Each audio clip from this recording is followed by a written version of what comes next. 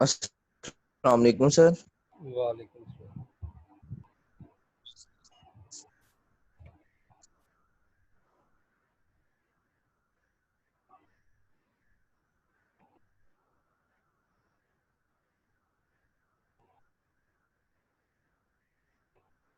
Screen show हो रही है सबको?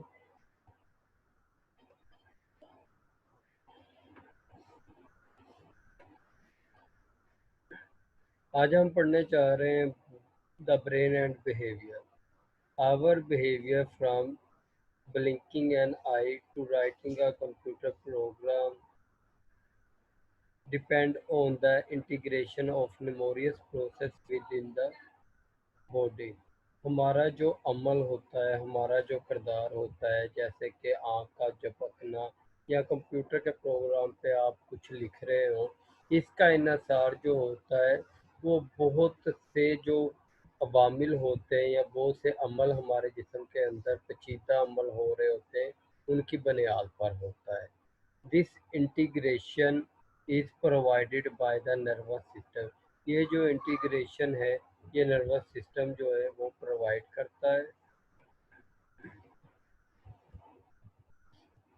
एंड द एंडोक्राइन सिस्टम और endocrine system, most psychologist believe that, बहुत से साइकोलॉजिस्टों का ये मानना था, that whether we think, whatever we think, feel, do or experience is a result of certain biological process occurring within our body। बहुत से साइकोलॉजिस्टों का ये मानना था, जो हम सोचते हैं, महसूस करते हैं कोई काम या एक्सपीरियंस किसी चीज़ का करते हैं, वो का सारा जो है वो नतीजा होता है, हमारे अंदर कुछ बायोलॉजिकल प्रोसेस हो रहे होते हैं, उनकी वजह से ये होता है। फॉर इंस्टेंस, मिसाल के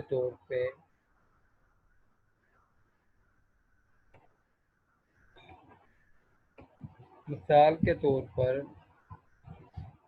when we are playing tennis, जब हम टेनिस खेल रहे होते हैं, और making plan for a birthday party या कोई सालगिरह मनाने का प्लान कर रहे होते हैं, और thinking about a recent tragic accident, और जो कुछ अर्सा पहला हमारे साथ जो है वो खौफनाक हादसा हुआ होता है, उसके बारे में सोच रहे होते हैं।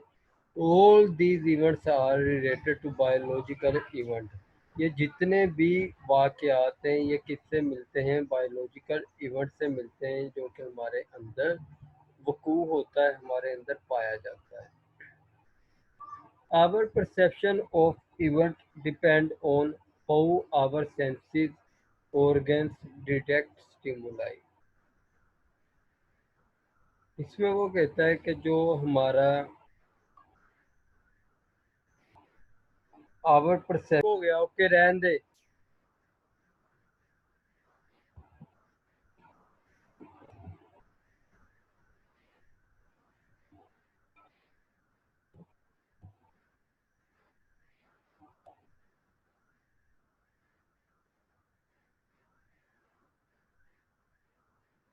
आवाज आ रही है आप लोगों को? जी सर, आ रही है। नेट इशू भी है। एक मिनट जरा वेट करो।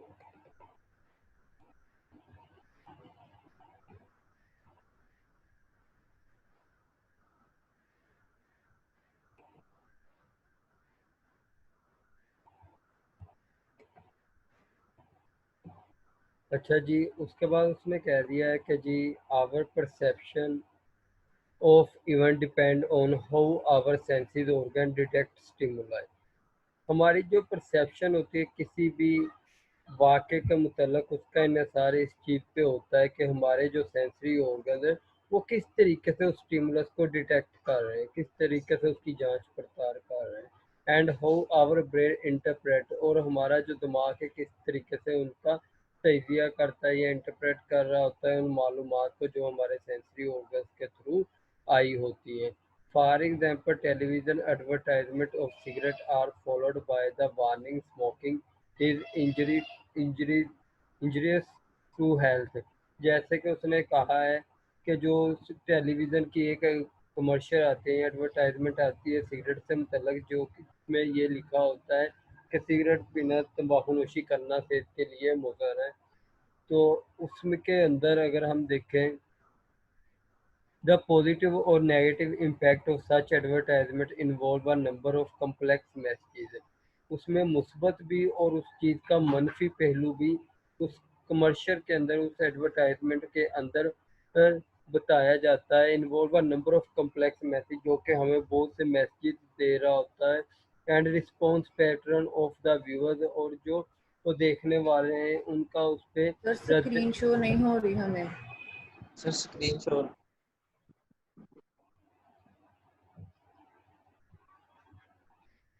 अब हो रही है कि अभी भी नहीं हो रही? नो सर, अभी भी नहीं। नहीं हो रही सर। एक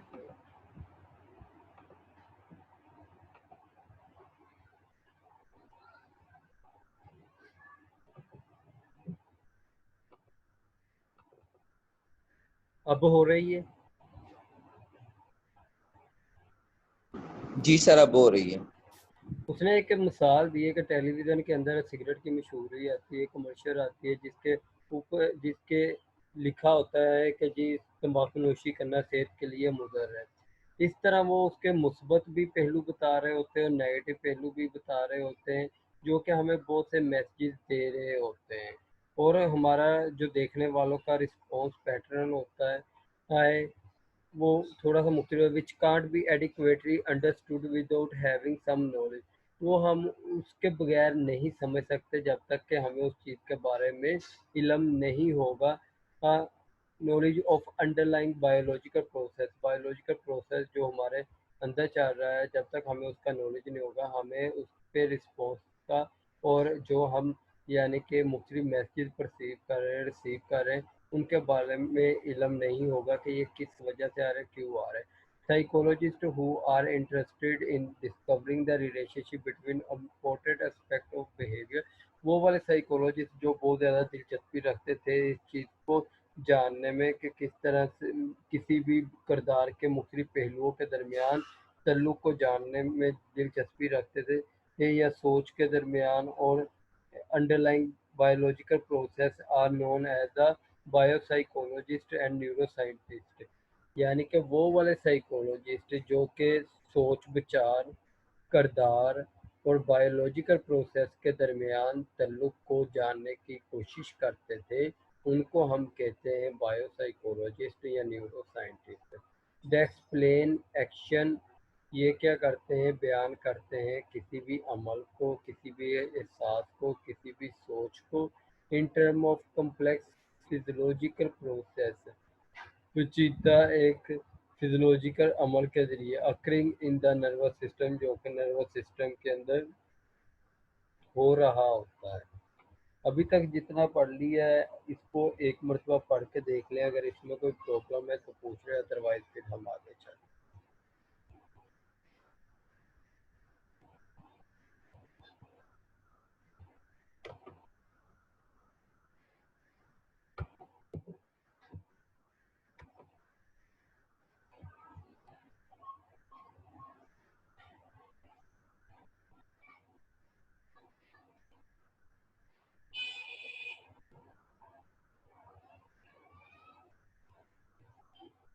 एक मिनट है आप लोगों के पास, इसको पढ़ के देख लें फिर आगे चलें।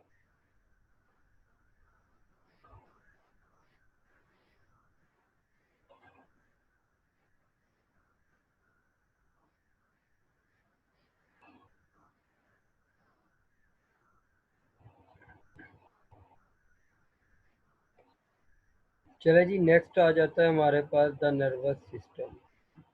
The nervous system in your body is a decision and communication center. ये आपके जिस्म के अंदर एक ऐसा हिस्सा होता है जो कि फैसला लेता है और इसके साथ साथ बातचीत करवा, यानी कि मुख्तलिफ जिस्म के जो हिस्से हैं उनके साथ बातचीत करता है, जिसको हम कहते हैं कम्युनिकेशन सेंटर है ये। The ability of an organism to perceive and react to any environmental change presupposes the presence of mechanisms which can detect such a change and elicit an appropriate response. कहता कोई भी जानदार चीज़ है ना, उसके अंदर ये सलाहियत होती है कि वो देखे और उस पर अमल करे कि अगर माहौल के अंदर कोई तब्दीली रोनमा होती है तो उसके अंदर कुछ मैकानिज्म, कोई अंदर फोर्सेस या कोई अंदर केमिकल इस तरीके के होते हैं,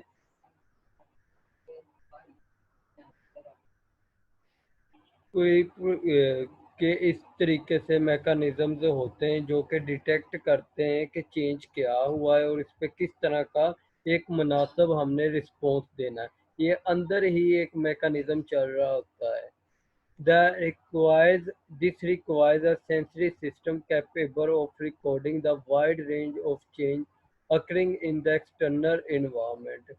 ये जो इस चीज़ के जो this required a sensory system, इस समर के लिए किस चीज़ की ज़रूरत होती है? सेंसरी सिस्टम की ज़रूरत होती है जो कि इस काबिल होता है कि वो रिकॉर्ड कर सके कि क्या चेंजेस आई हैं बाहर वाले माहौल के अंदर। और इसके साथ साथ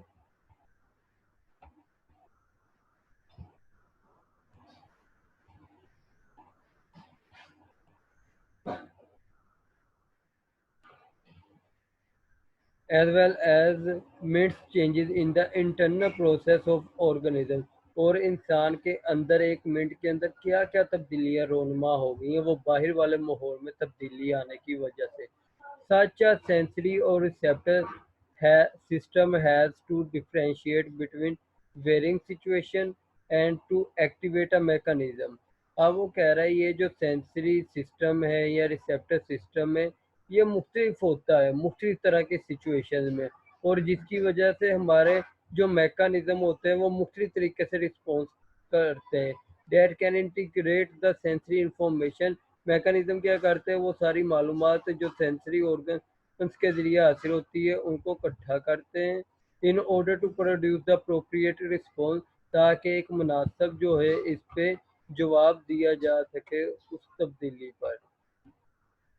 Thus every human activity involves three elements। इंसान का कोई भी काम है वो तीन हिस्सों पर या तीन एलिमेंट्स पर मुश्तमिल होता है। द सेंसरी और रिसेप्टिव। जब तक हम मालूमात अपने सेंसरी ऑर्गन्स के ज़रिए नहीं लेंगे तो काम आगे नहीं चलेगा, इसलिए सेंसरी और रिसेप्टिव। और सेकंड क्या जिसमें क्या होता है the integrative and the effector और Motors. However, it is the integrated element which constitute the major part of the nervous system। Integrative जो एलिमेंट्स होते हैं वो एक अहम हिस्सा होते हैं या अहम हिस्सा बनाते हैं नर्वस सिस्टम का। कौन कौन से तीन चीज़ें होती हैं? सेंसरी और रिसेप्टिव होते हैं, सेकंड होता है द इंटीग्रेटिव, और थर्ड होता है द अफेक्टर और द मोटर, यानी कि जो रिस्पॉन्स देगा। इंटीग्रेटिव जो जायजा लेगा। सेंसरी और रिसेप्टिव क्या है? जो मालूमात इकट्ठी करेगा। पहले मालूमात इकट्ठी होंगी उसके बाद हम उसका जायजा लेंगे, फिर उस पर हम अप्रोप्रिएट जो होगा वो रिस्पॉन्स देंगे। अब मेजर डिवीजन, ये किसका माइक ऑन है?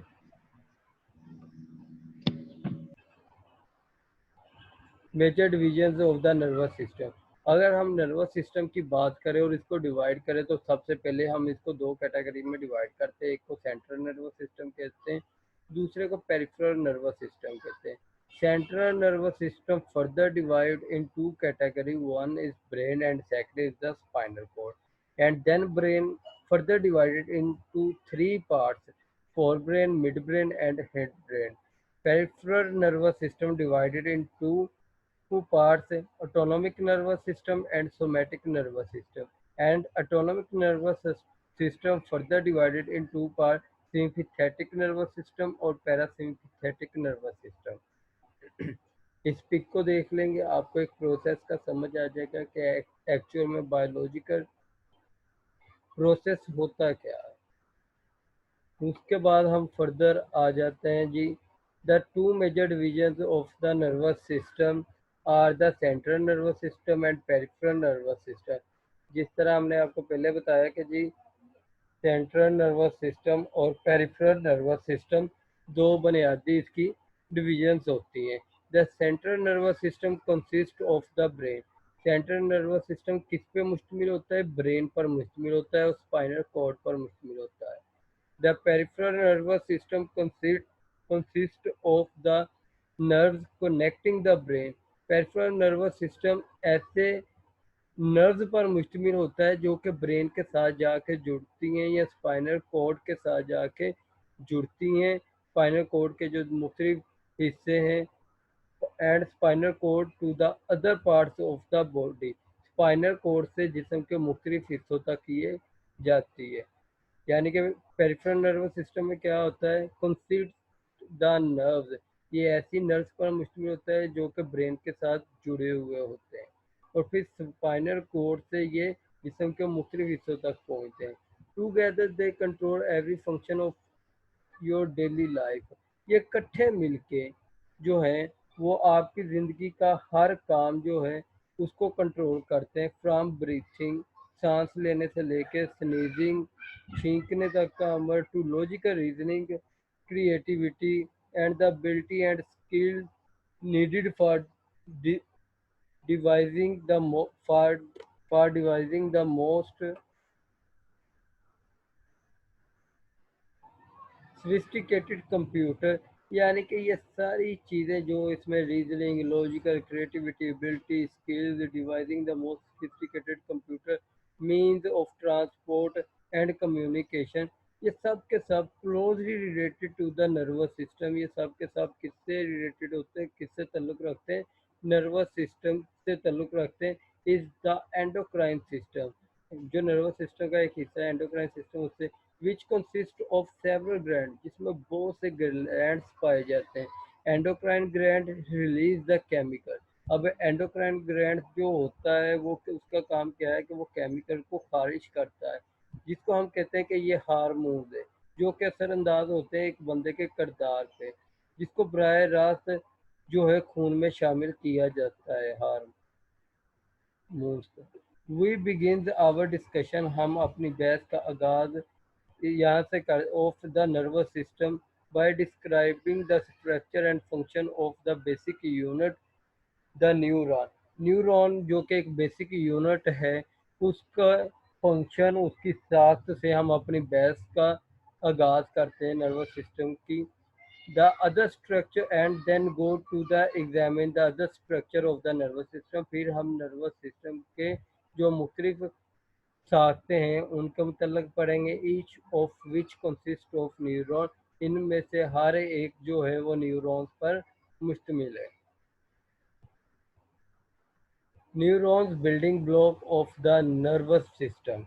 The basic unit of the nervous system is specialized cell.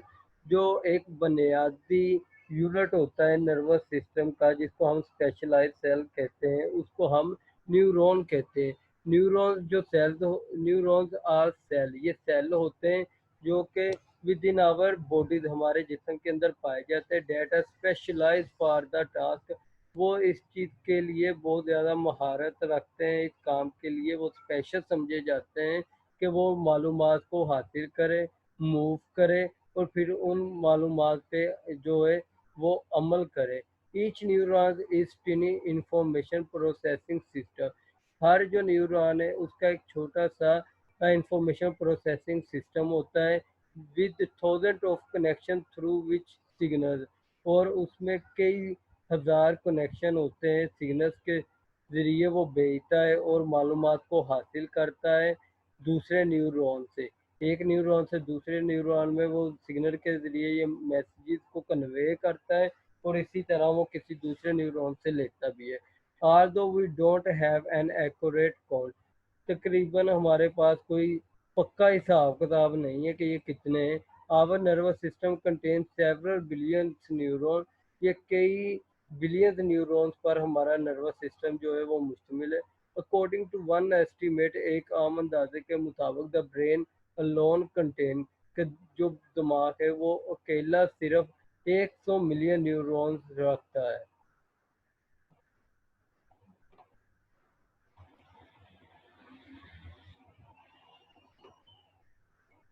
Structure of neuron. Neuron differ in size. Neuron जो होते हैं वो साइज में, शक्ल में, अपने काम करने की सलाहियत के हिसाब से मुख्तलिफ होते हैं एक दूसरे से, but they are similar in their basic structure. लेकिन साख्त के एतबार से ये एक दूसरे से मिलते जुलते होते हैं। तीन बुनियादी हिस्से होते हैं न्यूरॉन के, जिन्हें हम कहते हैं सेल बॉडी या सोमा, डेंड्राइड्स और एक्सॉन। अब सबसे पहले हम सेल बॉडी या सोमा की बात कर लेते हैं। Cell body of the neurons contain the nucleus. उसके अंदर क्या मौजूद होता है? न्यूक्लियस मौजूद होता है। ये आपके सामने पिक्चर भी है, अगर आप इसको देख सकते हैं। तीन ही हिस्से हैं, ये एक सेल न्यूक्लियस, एक हमारे डेंड्राइड्स, और आखिर में टर्मिनल बटन। जो हमने अभी बात की है कि सेल बॉडी होती है, डेंड्राइट्स होते हैं और एक्सॉन होती है। ये इस पिक्चर के अंदर दिखाई दे रहा है आपको।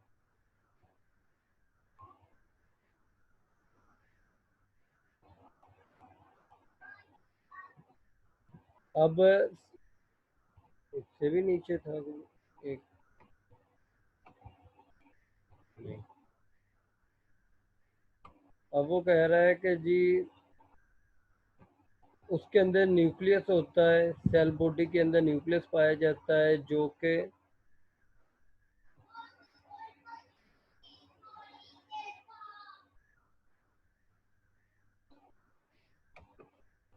जो which direct the manufacture of substance, जिसके अंदर सब्सटेंस जो है वो बनाई जाती है। The neuron uses for its growth.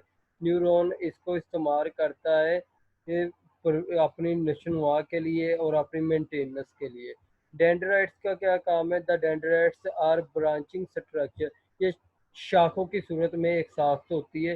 Date receive information from the axon, जो कि एक्सोन से मालूमात को हासिल करती है, किसी दूसरे न्यूरॉन के एक्सोन से ये मालूमात को हासिल करती है। Carry to signal to the cell body, और फिर ये मालूमात वो सेल बॉडी में लेके जाती है। Neuron can have a dozen or hundred of dendrites, कई दर्जन या सौ के हिसाब से इसके डेंड्राइट्स होते हैं किसी एक न्यूरॉन के। But there is only one axon, लेकिन इनकी एक्सोन जो होती है वो एक ही होती है। The axon is the part of the neuron, ये न्यूरॉन का एक हिस्सा है। That carry information away from the cell body, जो कि सेल बॉडी से मालूमात लेके दूसरे सेल तक जाता है। एट इट्स एंड, ये अपने इख्तिताम पे, the axon divided into several small branches. Axon जो होती है वो कई ही छोटी छोटी शाखों में तकसीम हो जाती है। These in turn end in round structure known as the axon terminal. इसके एंड में एक जो वो, यानी कि ये जो शाखें होती हैं इनको हम कहते हैं एक्सोन टर्मिनल। ये राउंड शेप में होती है। और साइनेप्टिक टर्मिनल या synaptic terminal which form junction with other neuron, ये वो वाला हिस्सा होता है जहाँ दूसरे न्यूरॉन्स से मिलते हैं। यानी कि एक न्यूरॉन और दूसरे न्यूरॉन जहाँ आके मिलते हैं, ये वो वाला हिस्सा है जिसको हम जंक्शन कहते हैं। The synaptic terminals are located near dendrites।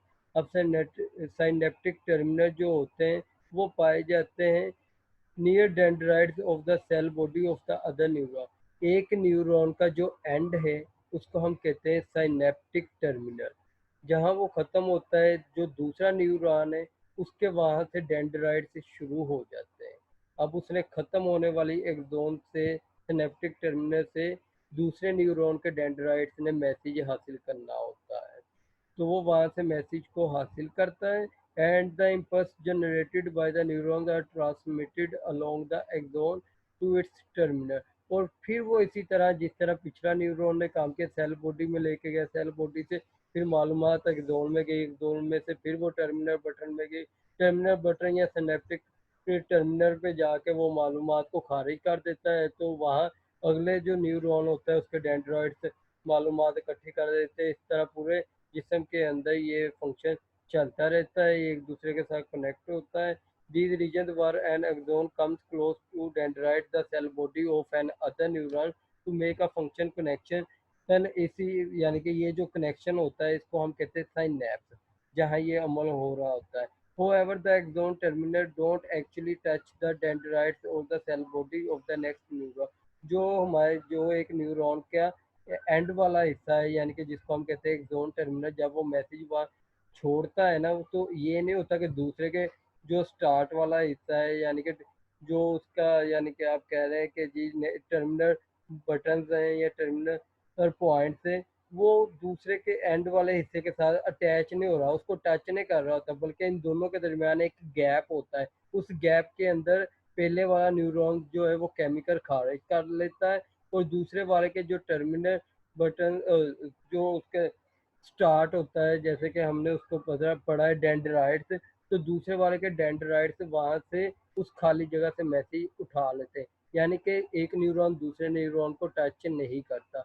There is a small space between the adjoining neurons known as ये जैसे मैंने अभी बताया कि इन दोनों के दरमियान में एक छोटा सा गैप होता है, जहाँ एक न्यूरॉन मैसेज फेंकता है, दूसरे न्यूरॉन के डेंड्राइट्स वहाँ से मैसेज उठा लेते हैं।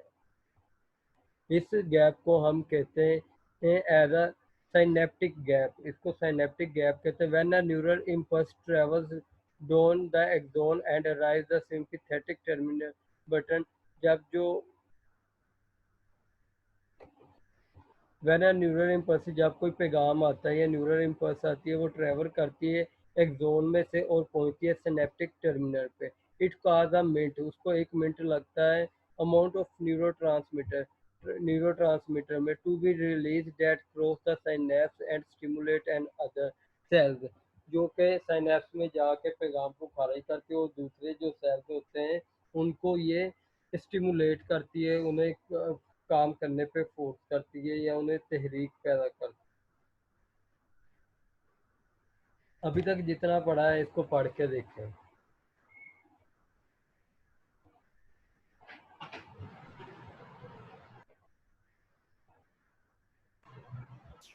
सर इस चैप्टर के नोट्स तो हमारे पास है ही नहीं।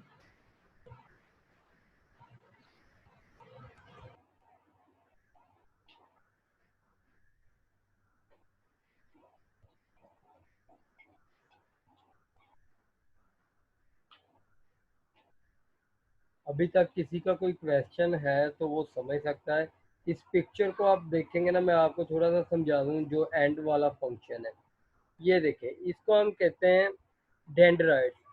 ये जो ब्रांचेज है ना, इसका काम होता है कि जो पहले आप ये समझिए कि डेंड्राइट इसका काम क्या है, मालूमात को कलेक्ट करना, मालूमात को रिसीव करना।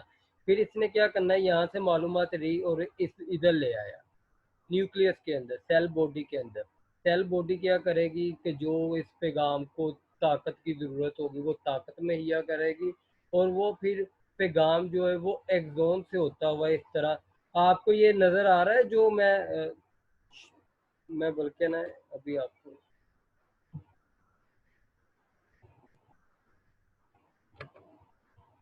ये आपको लाइट नज़र आ रही होगी अब, कि ये जो हमारे डेंड्राइट्स हैं, इनका काम क्या है कि पैगाम को मालूमात को इकट्ठी करना, इकट्ठी करने के बाद इसने इसको इधर लेके आना है, जो कि सेल का न्यूक्लियस है, जिसको हम सेल बॉडी कहते हैं। इसके अंदर क्या है, सबस्टांस पाया जाता है। सबस्टांस का काम क्या है कि जी इसकी ग्रोथ और इसको एक ताकत प्रोवाइड करना। जब ये ताकत प्रोवाइड करेगा तो यहाँ से पैगाम जो है वो एक्सोन से होता हुआ इस तरह न्यूरल इम्पल्स की सूरत में वो एंड पे पहुंच जाएगा, जिसको हम कहते हैं axon terminal button, synaptic terminal button भी जिसको कहते हैं। और ये जो होते हैं वो सर्कल नुमा होते हैं। अब यहाँ से पैगाम जो होगा, ये खाली जो ये वाली जगह है ना, इधर गिर जाएगा। अब इधर गिरने के बाद ये क्या है, एक मादा सा है, इसके अंदर ये पैगाम गिर जाएगा। अब नेक्स्ट जो न्यूरॉन्स होगा ना, वो यहाँ से स्टार्ट हो रहा है। अब नेक्स्ट न्यूरॉन के जो डेंड्राइट्स हैं वो यहाँ से पैगाम को इस खाली जगह से लेंगे। फिर इसी तरह प्रोसेस चलता रहेगा, एक न्यूरॉन से दूसरे न्यूरॉन, दूसरे से तीसरे। अब क्योंकि ये इन दोनों के दरमियान खाली जगह है, तो इसको हम कहते हैं साइनेप्टिक गैप। गैप होने की वजह से ये एक दूसरे को टच नहीं कर सकते, यानी कि एक का एक्सोन टर्मिनल बटन दूसरे के ये वाले जो हैं, यानी कि डेंड्राइट्स को जो है वो आपस में टच नहीं होंगे। इस तरीके से ये एक फंक्शन सरंजाम हो रहा होता है। होपफुली कि आपको समझ आ गई होगी इस चीज़ की। आई समझ के पहली भी गई। जी सर अब आ गई है। आवाज नहीं आ रही आप लोगों की, समझ आ गई है? सर आ जी गई है सर आ समझ। गई है समझ। चलो, देखो कितने अच्छे तरीके से मैंने समझाया है। तो अगर आप इतने ही अच्छे तरीके से याद कर लेंगे ना, तो देखिएगा कितना मजा आता है आप लोगों को पढ़ने का। ऐसे ही है कि नहीं? जी नहीं सर। तो हो जाता है। सर ये चैप्टर कहाँ से आया, पहले तो था ही नहीं है। बायोलॉजिकल बेसिस ऑफ बिहेवियर आप लोगों ने पढ़ा नहीं है? ये वही है बायोलॉजिकल बेसिस ऑफ बिहेवियर, इस पे प्रेजेंटेशन भी हुई है। फिर आवाज ही नहीं आ रही आपकी अब। मैंने कहा जो बायोलॉजिकल बेसिस ऑफ बिहेवियर तो वाला पहले तो चैप्टर, आपने कहा था कि सर, जिसमें लेकिन पहले तो आपने कहा था कि परसेप्शन ही हमारा लास्ट चैप्टर है। तो सर तो अब आप ये लास्ट नया चैप्टर चैप्टर पढ़ा ये रहे हैं। मैंने कहा प्रेजेंटेशन था में परसेप्शन लास्ट चैप्टर है। आप लोगों को ये पता होना चाहिए कि जो प्रेजेंटेशन हो चुकी है ये उसी का है। मैंने 6 चैप्टर आप लोगों को कल भी गिनवाए। पहले मैंने आप लोगों को 12 चैप्टर बताए थे, लर्निंग, पर्सनैलिटी, मोटिवेशन, इमोशन, वो सारी चीज़ें, इंटेलिजेंस, वो सारी चीज़ें निकाल दी। अब गिनती के 6 चैप्टर हैं। सर ये भी बहुत ज्यादा है। बहुत ज़्यादा है तो फिर पढ़ना कब है? पढ़ने के लिए आए हैं तो ये ज़्यादा नहीं है। तो नहीं ज्यादा ये? सर नहीं, कितना ज्यादा है ये? बहुत ज़्यादा सर है। बहुत ज्यादा है। हाँ जी, मैं भी वही कह रहा हूँ। पर मैं भी देखिए आपको भी मे, ज्यादा लग रहा है ना, मेरी तो फिर बात आप सुनो, कम करते मेरी हैं। बात सुनो। मैं भी पढ़ के ही यहाँ तक पहुँचा हूँ।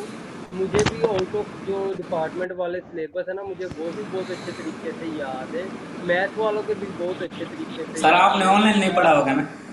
बेटा, ऑनलाइन पढ़ो या ना पढ़ो, ऑनलाइन में ज़्यादा बेनिफिट है कि जब मर्जी आप दोबारा से जाके यूट्यूब पे दोबारा सुन सकते हो। जब आप एक मरतबा सुनते हो ना, तो वो इतने अच्छे तरीके से नहीं सुना जाता। आपको फ़ायदा सर है एक इसमें। सर जब सर हम एक क्लास में पढ़ते थे सर एक हमारे बात पास सुनिए सर नोट्स एक मिनट। अवेलेबल होते थे। सर एक मिनट सर एक बात सुनिए सर।